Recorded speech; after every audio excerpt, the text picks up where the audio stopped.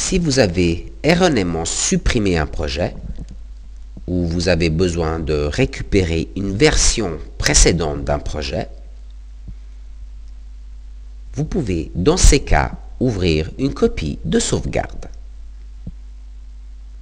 Edificius, par défaut, réalise une copie de sauvegarde lorsque vous ouvrez votre projet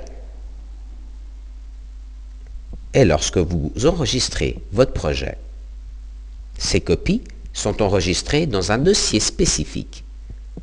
En accédant aux options du logiciel,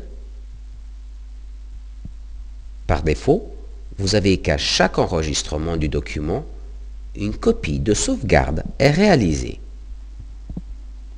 Le dossier de sauvegarde de la copie du document est déjà spécifié, mais vous pouvez spécifier un différent dossier si vous le souhaitez. Vous avez aussi le nombre de copies stockées.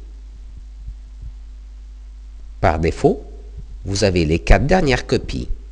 Si vous le souhaitez, vous pouvez augmenter ou réduire ce nombre. Lorsque vous souhaitez ouvrir une copie de sauvegarde d'un projet,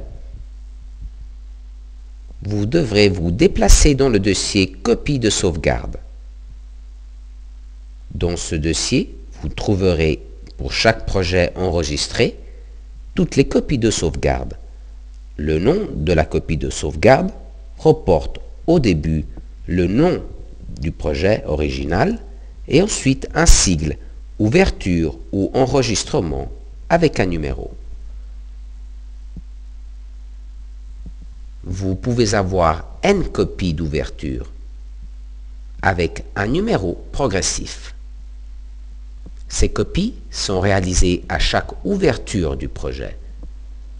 La copie avec le numéro plus grand est la dernière copie réalisée. Les copies enregistrement sont réalisées à chaque enregistrement du projet. Ces copies sont accompagnées d'un numéro progressif. Le nombre de copies est égal au nombre défini dans les options du logiciel, dans ce cas 4. La copie avec le numéro plus grand correspond à la copie réalisée lorsque vous avez enregistré pour la dernière fois le projet. Après avoir identifié la copie qui vous intéresse, sélectionnez-la pour l'ouvrir. La copie que vous venez d'ouvrir naturellement ne contient pas les dernières modifications apportées au projet. Avant de réaliser n'importe quelle opération, nous vous conseillons d'enregistrer le projet en lui attribuant un nom et un dossier spécifique pour les copies de sauvegarde.